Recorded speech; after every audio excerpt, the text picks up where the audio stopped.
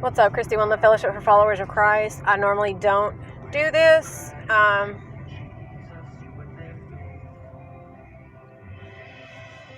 I know that if I don't, I'm not going to remember this dialogue when I get back home. So I'm sitting here thinking about the predatory nature of some humans and how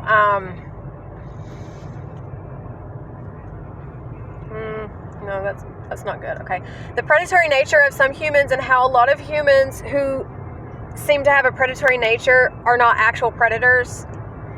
First of all, okay, there is no excuse for predatory behavior. There's no excuse for predatory human behavior in 2026. There's none. There's no excuse. Predatory humans shouldn't even still exist on Earth in 2026. But see, the reason that they do is because they've been running the world. And we've been accepting that as normal. Because they've been running the world, they have intentionally and systematically designed the world, a world in which predators thrive. And victims are lucky if we even survive. And so because of this, so many of us have been so traumatized and gaslit into believing that we're somehow the problem. And that if we could just be stronger, faster, smarter than the predators, then we wouldn't have to worry about it. And it's like, none of that's acceptable. None of that is acceptable because we are humans and we live in a supposedly civilized society. We have higher functioning, higher capabilities. We are not slaves to our baser urges. We have the power to change our behavior. That's a gift that we were given by our Creator. And if we're not using that power to change our behavior for the better, if we're using the power to perpetuate bad behavior, then we are a detriment not only to ourselves, but to society at large. So there is no excuse for predatory behavior. And the thing about it is the majority of people who seem to have a predatory nature are not predators. They were once prey and they became predatory. They developed a predatory nature as a defense mechanism to try to not become prey again. Because in those moments, their, fight, flight, freeze response, whatever you want to call it, their system's response registered that they had two options: continue being prey or become a predator. Those aren't your only two options, first of all. But some people I don't want to be insulting at all because it's not so much of a judgment thing. Stop. It's not so much of a judgment thing as it is just factual reality. But I guess some psyches are less evolved, and so they're not able to process the bigger picture. They only see in the moment the options that are in front of them, and they don't see the connections on a broader scale. And so if that's where you're at and you become victimized by a predator and the only options you see are continue being a victim, continue being prey, or become predatory in nature yourself, even though it doesn't align with who you are, it doesn't feel right, deep down inside that it's not who you are and it's not what you're supposed to be doing. That's why a lot of you need drugs and alcohol in order to even carry out these things that you do.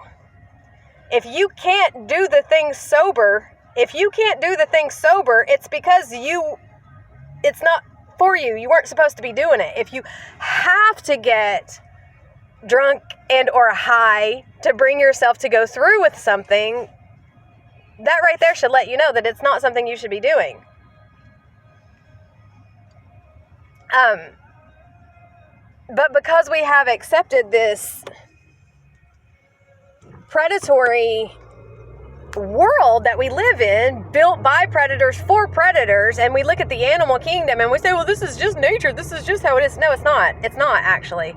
It's not. It's really not, and it never was. And honestly, if we did what we should do when it comes to people who, because here's the thing, if you can have sex with a child and feel good about it, genuinely good about it, like you don't feel bad at all. You don't feel remorse. In fact, you feel proud because you feel entitled. You don't feel remorse. You're a predator. That's a predator right there. That is an actual full-blown 100% through and through predator. And those people, at the very least, should honestly be castrated, sterilized, whatever. At the very least, they should have their ability to reproduce removed, and also their ability to harm others with their sexual organs removed, at the very least. But honestly, I would argue that they should be euthanized. And it's not because I'm in favor of euthanization, because I'm actually not, okay? It's because I don't want to live in a world where 25-year-olds are voluntarily euthanizing themselves or having themselves euthanized because the grown-ass men who gang raped them when they're still children aren't being held to account. And if that's the world you want to live in, you're a predator, and you honestly do not need to exist in the world, because for the sake and safety of everyone else, you need to go. We don't need to accommodate your predatory nature.